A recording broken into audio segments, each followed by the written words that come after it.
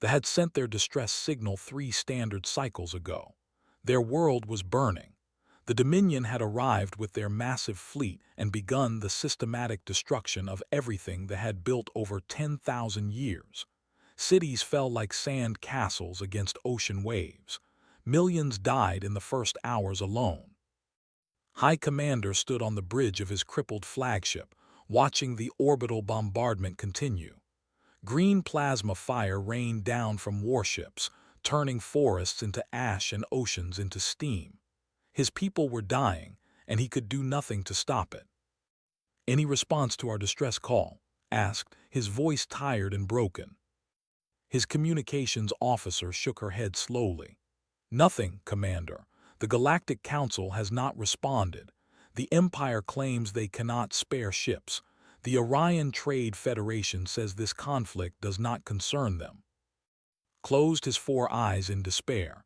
This was expected. They were a peaceful species. They had no military alliances, no powerful friends.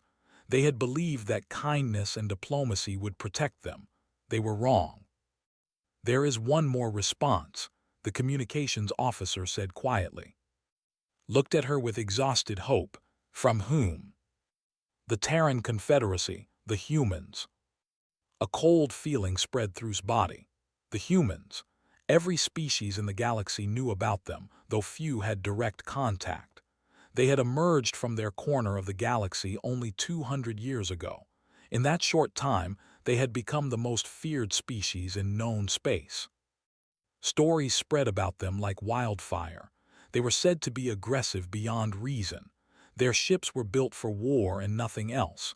They did not negotiate. They did not surrender.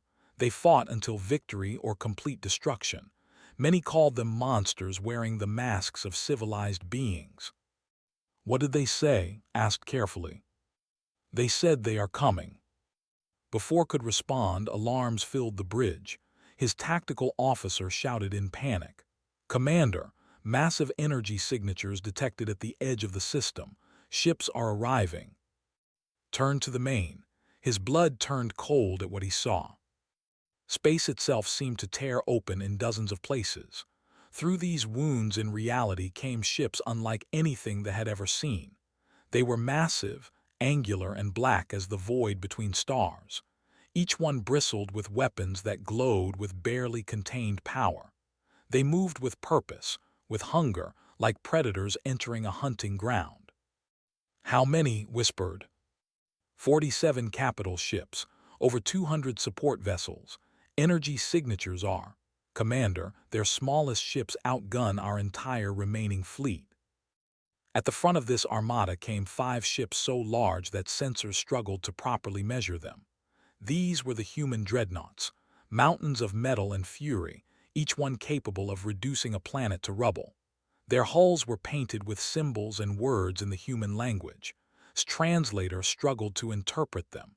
Names like Unbroken Spirit and Fury of Terra and No Mercy Given. The largest dreadnought, positioned at the very center, bore a name that made translator pause for a long moment before providing a rough translation. "Remember what they did." "They brought a war fleet," said, barely believing his eyes. "We asked for aid. They brought weapons of extinction." His tactical officer suddenly gasped. "The fleet is breaking formation. They are retreating toward the far side of the planet. They are trying to hide behind Velar Prime." For the first time in days, something like hope flickered in his chest. They who had been unstoppable, who had laughed at every defense they mounted, were running from the humans. A communication channel opened without warning. A human face appeared on the main. It was a female with short dark hair and eyes that seemed to burn with cold fire. She wore a uniform of deep blue marked with gold symbols of rank. Behind her, could see other humans moving with urgent purpose. "This is Admiral Sarah of the Terran Confederacy Navy," the human said. Her voice was calm but carried an edge of steel beneath it. "We received your distress signal. We are here to help." Struggled to find words. "Admiral, we are grateful for your response, but the fleet is vast. We do not wish for your people to sacrifice themselves for our sake, Perhaps negotiations could. Admiral's expression did not change, but something dangerous flickered in her eyes. High Commander, let me explain something to you. 14 years ago, the Dominion attacked a human colony called New Helsinki. They killed 47,000 civilians, men, women, children. They broadcast the massacre across their empire as entertainment. She paused, and in that pause, felt the temperature of the universe drop by several degrees. We have been waiting for an excuse to visit thee ever since. You have given us that excuse. So please, High Commander, take your remaining ships and move to safe distance. What happens next is not something you want to witness up close. The communication ended. The human fleet began to move, spreading out like the fingers of a closing fist. They had formed a defensive position on the far side of the planet, using Velar Prime as a shield. There were over 300 warships there, more than enough to devastate any normal fleet. But the humans were not normal. Commander, the tactical officer said, his voice shaking, the human dreadnoughts are charging their primary weapons. Energy readings are beyond anything in our databases. I do not understand what I am seeing. The 5 dreadnoughts moved to the front of the formation. Their forward sections began to glow with blinding white light. The energy buildup was so intense that space itself seemed to bend and twist around them. Then they fired.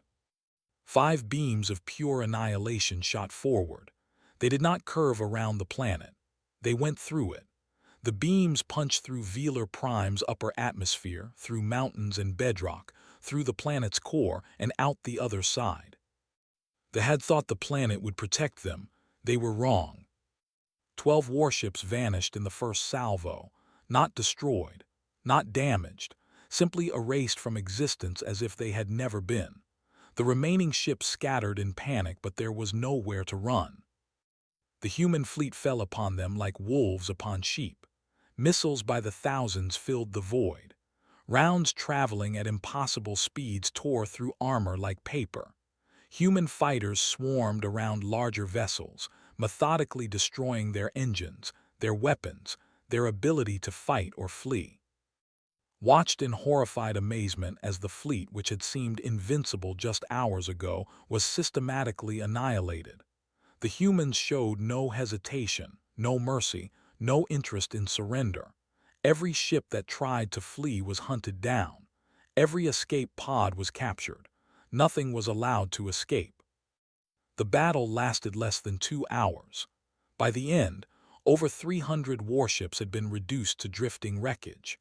The sky above Velar Prime had turned blood red from the burning debris entering the atmosphere. A blood-red sky, the color of human vengeance. Admiral's face appeared on the once more. Behind her, celebration was happening, but her expression remained controlled. High Commander, the threat has been eliminated. My medical ships are moving into position to assist with your civilian casualties. Engineering vessels will help stabilize your orbital infrastructure.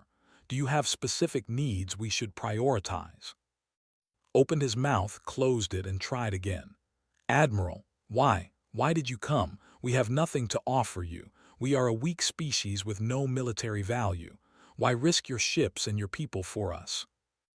Admiral was quiet for a moment. When she spoke, her voice had softened slightly. 14 years ago, when they attacked New Helsinki, we sent distress signals to everyone. The Galactic Council, the Empire, the Orion Trade Federation, everyone we thought might help. No one came. 47,000 humans died while the galaxy watched and did nothing. She leaned forward slightly. We swore that day that we would never let that happen to anyone else. When we heard your distress call, when we heard that no one was coming to help you, we remembered New Helsinki. We remembered being alone and afraid and abandoned. Felt tears forming in his eyes. You came because no one came for you. We came because that is what you do when someone needs help. You help them, regardless of what they can offer in return.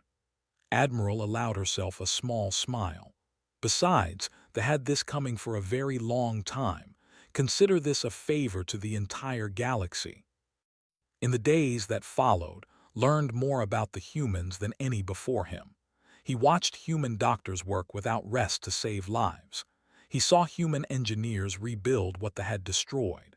He observed human soldiers sharing their food with hungry children. These were the monsters the galaxy feared. These were the aggressive, bloodthirsty humans that everyone warned about, and they were using their terrible power to heal, to rebuild, to protect. Began to understand something important. The humans were not monsters because they enjoyed violence. They were dangerous because they cared too much. They had been hurt, abandoned, forced to become strong to survive. And now they used that strength to ensure no one else would suffer as they had suffered. 3 weeks after the battle, stood with Admiral at the memorial for the fallen. Millions had died before the humans arrived. The weight of that loss was immense. "We could have arrived sooner," Admiral said quietly. "If we had known earlier, we could have saved more." "You saved our entire species," replied. "Without you, we would be extinct. They would have killed every last one of us. Because of your people, my daughter will grow up in a free world." Admiral nodded slowly. "Then it was worth it. Every ship we risked, every human life we put in danger, it was worth it." Looked up at the sky. It was clear now, blue and beautiful. But he would never forget how it had looked on that terrible, wonderful day when the humans arrived. Blood red from wreckage, painted with the color of revenge and redemption. "Admiral, I have a question." "Ask." "The name of your flagship. Remember what they did. What does it mean?" Admiral's eyes grew distant. "It means we remember every crime committed against those who cannot defend themselves, every massacre, every genocide, every act of cruelty by those who think power gives them the right to harm the weak. We remember all of it, and when we finally have the chance to respond, we make sure that the perpetrators remember too." She turned to face him fully. "The galaxy thinks we are monsters, High Commander. Perhaps we are, but we are the kind of monsters who protect children from nightmares. We are the kind of monsters who stand between the innocent and those who would harm them. If that makes us frightening, so be it. We would rather be feared and save lives than be loved and watch the helpless suffer." Considered this for a long moment. Then he did something no had ever done before. He extended his hand in the human gesture of friendship. Admiral took it without hesitation. "Perhaps," said, "the galaxy needs more monsters like you." Admiral smiled, and for a moment the cold fire in her eyes warmed to something almost gentle. "Perhaps it does, High Commander. Perhaps it does." Above them, human dreadnoughts maintained their silent watch over a world they had saved. A world that had expected aid and received so much more. A world that would never forget the day the sky turned red and humanity showed the galaxy what it truly meant to be human. Not monsters, not conquerors, but guardians, protectors, the ones who come when no one else will. The ones who remember.